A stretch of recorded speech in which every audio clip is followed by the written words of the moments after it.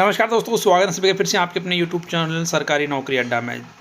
आज इस वीडियो में आपको 16 जनवरी 2025 के प्रमुख करंट अफेयर्स पॉइंट्स के बारे में जानकारी दी जाएगी, यानी कि करंट अफेयर से जुड़े हुए MCQ और उसके जवाब आपको इस वीडियो में दिए जाएंगे। तो बेहद महत्वपूर्ण जानकारी आप सभी के लिए, बने रहें इस वीडियो के लास्ट तक। ज़्यादा वक्त नहीं लेते हुए शुरू कर लेते हैं ये महत्वपूर्ण वीडियो। पहला सवाल यहाँ पर कि INS सूरत, INS नीलगिरी और INS वाघसीर का निर्माण कहाँ किया गया है। तो दोस्तों ऑप्शन आपके सामने है: Cochin Shipyard, Garden Reach Shipyard Ship Builders and Engineers, Mazagon Dock Ship Builders Limited और हिंदुस्तान शिप यार्ड लिमिटेड। तो इसका सही जवाब है Mazagon Dock Ship Builders Limited. इसकी डिटेल में भी यहाँ पर जान लेते हैं कि प्रधानमंत्री नरेंद्र मोदी ने 15 जनवरी 2025 को मुंबई के नौसेना डॉकयार्ड में भारतीय नौसेना के 3 नए युद्धपोतों INS सूरत, INS नीलगिरी और INS वाघसीर को राष्ट्र को समर्पित किया। ये सभी युद्धपोत मुंबई के Mazagon Dock Ship Builders Limited में डिजाइन और निर्मित किए गए, जो कि मेक इन इंडिया पहल का एक उत्कृष्ट उदाहरण है। तो ये 3 नए युद्धपोत देश को सौंपे गए, जिनका नाम यहाँ पर INS सूरत, INS नीलगिरी और INS वाघसीर है। तो ये महत्वपूर्ण जानकारी सभी एग्जाम्स के लिए। और उसके बाद में अगला पॉइंट यहाँ पर कि दिसंबर 2024 के लिए ICC men's player of the month का अवार्ड किसने जीता है। तो इसका जो ऑप्शन है वो आपके सामने इस प्रकार है कि Jasprit Bumrah, Pat Cummins, Travis Head और यशस्वी जायसवाल।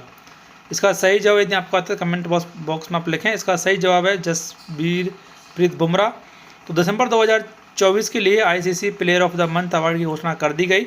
इस बार पुरुष वर्ग में player of the month award Bharat के तेज गेंदबाज जसप्रीत बुमराह को दिया गया, जबकि ऑस्ट्रेलिया की एनाबेल सदरलैंड को ICC women's player of the month का सम्मान मिला।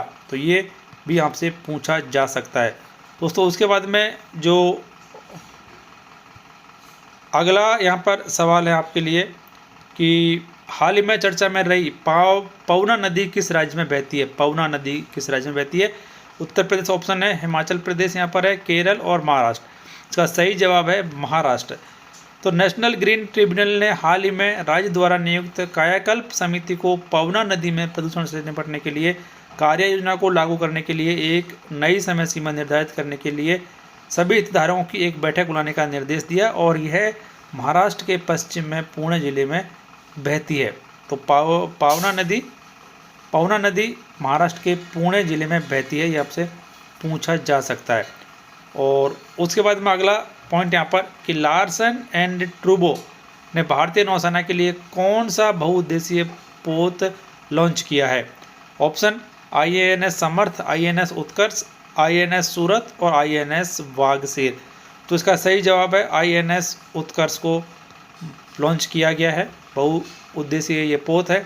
तो हाल ही में लार्सन एंड ट्रूबो यानी कि LNT ने भारतीय नौसेना के लिए दूसरा बहुउद्देशीय पोत INS उत्कर्ष लॉन्च किया है। इसकी लॉन्चिंग INS समर्थ के ठीक बाद हुई है, जिसे सिर्फ 3 महीने पहले लॉन्च किया गया था। तो LNT के द्वारा INS उत्कर्ष को लॉन्च किया गया है।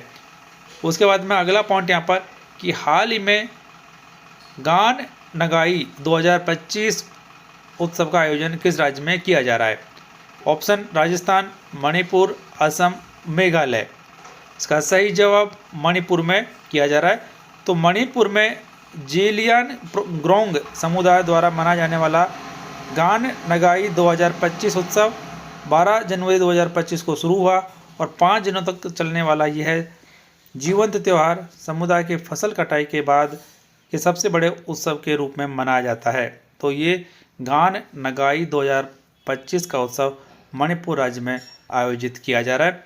उसके बाद में अगला सवाल यहाँ पर कि भार्गवास्त्र माइक्रो मिसाइल सिस्टम किसके द्वारा विकसित किया गया है। Option DRDO, economic explosives limited, Bharat dynamics limited और हिंदुस्तान एरोनॉटिक्स लिमिटेड। इसका सही जवाब है इकोनॉमिक एक्सप्लोविक्स लिमिटेड। तो भारत ने समूह में आने वाले ड्रोन का मुकाबला करने के लिए डिजाइन की गई अपनी पहली माइक्रो मिसाइल सिस्टम भार्गवास्त्र का सफलतापूर्वक परीक्षण किया है। यह भारत की पहली स्वदेशी माइक्रो मिसाइल प्रणाली है जिसे ड्रोन के खतरे से निपटने के लिए डिजाइन किया गया है। इसे इकोनॉमिक एक्सप्लोसिव्स लिमिटेड द्वारा विकसित किया गया है। यह मोबाइल प्लेटफॉर्म पर तेजी से तैनात हो सकता है और 2.5 किलोमीटर से अधिक की दूरी तक लक्ष्य को भेज सकता है। तो ये एक महत्वपूर्ण